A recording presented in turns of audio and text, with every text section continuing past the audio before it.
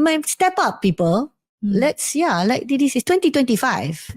It's not cool to just, to just make these kind of assumptions about people. And leave for a them part in- about their and leave them in identity. isolation. Yeah, and a part of their identity that they had no control over. A personal message in our social media from a parent who is now fearing to apply for the OKU card because of this tanggapan, OKU equals criminal.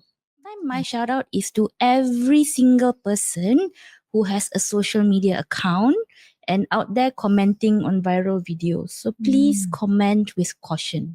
Kan? I see it all the time. Oh, ni mesti OKU sebab tu tak tahu bawa kereta, Really hoping that these misconceptions yang macam OKU kalau buat salah tu senanglah boleh get away and keep repeating bila ada je ni ada kat OKU lah tu. That these comments sebenarnya hurtful to the parents with OKU children, hurtful to the OKU themselves. So kita perlu lebih empathy lah. Benda ni menyakitkan hati. Kalau kita ada ahli keluarga atau kita sendiri OKU, apa perasaan kita?